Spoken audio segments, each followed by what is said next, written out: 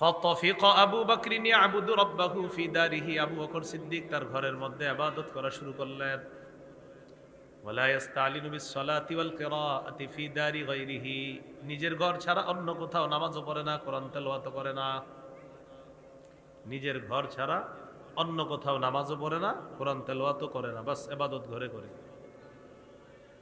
সুম্মা বাদা লি আবি বকরিন, আবু বকরের কাছে হঠাৎ একটা বিষয় খেয়াল আসলো মনের মধ্যে, যে আমি আর বেশি সময় ঘরের ভিতর ইবাদত করতে পারবো না, আর ভালো লাগতেছে না। রবের ইবাদত করব গোপনে, এটা আমার সহ্য হয় না। মানে রবের ইবাদত গোপনে করবে আর সহ্য হয় না। ফাবতানা মসজিদান বিফিনাই দারিহি, তিনি কি করলেন, বাড়ির আঙিনায় একটা ছোট্ট মসজিদ বানাইলেন। আপনারা যারা বাড়িঘর বানান, বিশেষ করে বিল্ডিং যারা বানান বা ফ্ল্যাট টলাট, মশাল্লাহ মোটামুটি মনে একটু উন্নত এলাকায় না, গ্রামগঞ্জের চেয়ে, তো বড় বড় অট্টালিকা বানান, নিজের বাসাটায় ছোট্ট একটা ইবাদতখানা বানাবেন। এমনি তো প্রত্যেক রুমে ইবাদত করবেন, আল্লাহর নাম নিবেন, নফল নামাজ পড়বেন, কিন্তু ছোট্ট একটা ইবাদতখানা বানাবেন। মাঝে মাঝে রাত 2টা 3টা যখন ঘুম ভেঙে যাবে, আপনার স্ত্রী ঘুমায়, সন্তান ঘুমায়, সবাই ঘুমায়, ওই ছোট্ট ইবাদতখানাটায় কিছুক্ষণ ইবাদত করে দেখবেন আপনার কি ভালো লাগে। একটা ইবাদতখানা বানিয়ে নেবেন। তো আবু বকর সিদ্দিক রাদিয়াল্লাহু তাআলা বাড়ির আঙিনায় ছোট্ট একটা মসজিদ বানাইলেন। মসজিদ বানানোর পর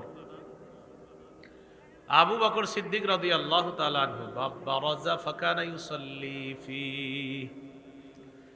আবু বকর সিদ্দিক রাদিয়াল্লাহু তাআলা আনহু প্রকাশ্যে নামাজ পড়া শুরু করলেন। সুবহানাল্লাহ। ওয়া ইস্তালিনু বিল কিরাআহ ওয়াস সালাহ, নামাজও প্রকাশ্যে পড়ে, তেলাওয়াতও প্রকাশ্যে করে। ফায়াতাকাসসাফু আলাইহি নিসাউল মুশরিকিনা ওয়া আবনাউহুম,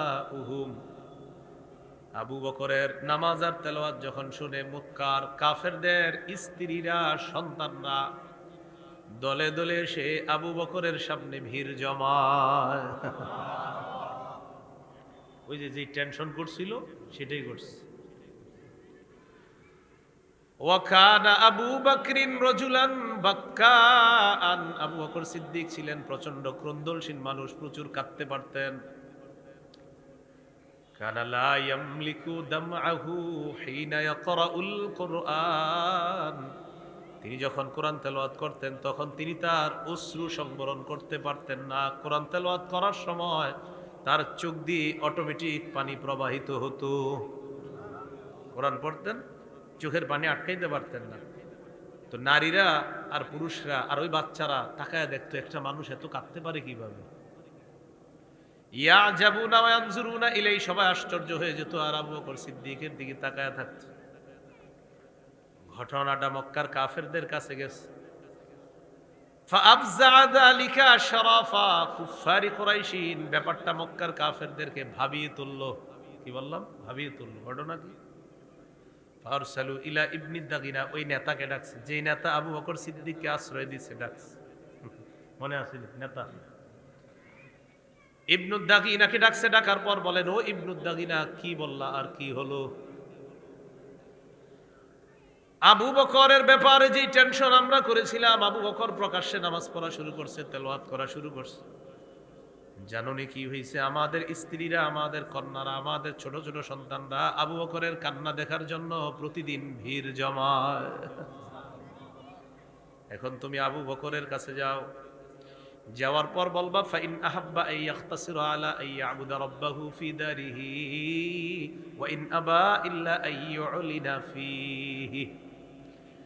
আবু বকরের সামনে দুইটা অপশন তুমি রাখবা। এক নাম্বার, আবু বকর আগের মতো ঘরের মধ্যে ইবাদত করবে, যদি এটা হয় তাহলে ঠিক আছে। আর যদি কয় না না প্রকাশ্যে ইবাদত করবে, তাহলে তোমার নিরাপত্তা কিন্তু আমরা আর মানব না, দেখো কি করবা। ইবনু দাগিনা আবু বকর সিদ্দিকের কাছে যায়, যাওয়ার পর বলল, আবু বকর, আমি আপনাকে শর্ত দিয়ে নিরাপত্তা দিয়েছিলাম। মক্কার বড় বড় লিডাররা বলতেছে, আপনি আমার নিরাপত্তা হয়তো ফিরিয়ে দেন, না হয় আপনি ঘরের মধ্যে ইবাদত করেন, কোনটা করবেন? আমি চাই না মক্কার মানুষগুলা এই কথা বলুক ইবনুদ্দাগিনা একটা মানুষকে আশ্রয় দেওয়ার পর এই আশ্রয় আবার তুলে নিয়েছে, এটা আমি চাই না আমার ব্যাপারে মানুষ বলুক। বুঝছেন নি? মানে আমি তুলবো না, কারণ তুমি চাইলে ফিরাই দিতে পারো। এর মানে ওই যুগে কেউ কারো ব্যাপারে নিরাপত্তা বলাটা খুব গুরুত্বপূর্ণ কথা ছিল। তো বলতেছে আমি যদি তোমার নিরাপত্তা উঠায় দিই, মানুষ বলবে ছি ছি, একটা মানুষকে নিরাপত্তা দিয়ে আবার উঠায় নিছে, আমি এই অপমান সহ্য করতে পারবো না। আর তুমি যদি ফিরায় দাও তাহলে তো ঠিক আছে। আবু বকর সিদ্দিক যে জবাব দিলেন, এটা আপনার আমার জন্য শিক্ষা। আবু বকর সিদ্দিক রাদিয়াল্লাহু তাআলা আনহু বললেন, আরুদ্দু ইলাইকা জিওয়ারাকা ওয়া আরদা বিজিওয়ারিল্লাহ। আমি আপনার নিরাপত্তা ফিরিয়ে দিলাম, আমি আল্লাহর নিরাপত্তা গ্রহণ করে নিলাম। আমার রবের নিরাপত্তায় আমি সন্তুষ্ট, আপনার নিরাপত্তা লাগবে না আমার। এই কথা বলছে, বলার পর একদিন রাসূলুল্লাহ সাল্লাল্লাহু আলাইহি সাল্লাম বললেন, উরিতু দারা হিজরাতিকুম, আমাকে স্বপ্নে দেখানো হয়েছে তোমাদের হিজরতের জায়গাটা। সুবহানাল্লাহ। রাআইতু সাবখাতান যাতা নাখলিন বাইনা লাবাতাইন, আমি দেখলাম দুই প্রান্তরের মাঝে খেজুর গাছ বেষ্টিত একটা এলাকা, এই এলাকায় হিজরতের জায়গাটা দেখানো হয়েছে। এটার ব্যাখ্যা হলো মদিনা। সুবহানাল্লাহ।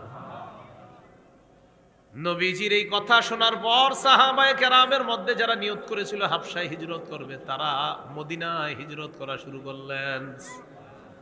আর যারা মদিনা থেকে আর যারা হাবশায় হিজরত করেছিল তাদের কেউ কেউ ওই হাবশা থেকেও মদিনায় হিজরত করা শুরু করলেন।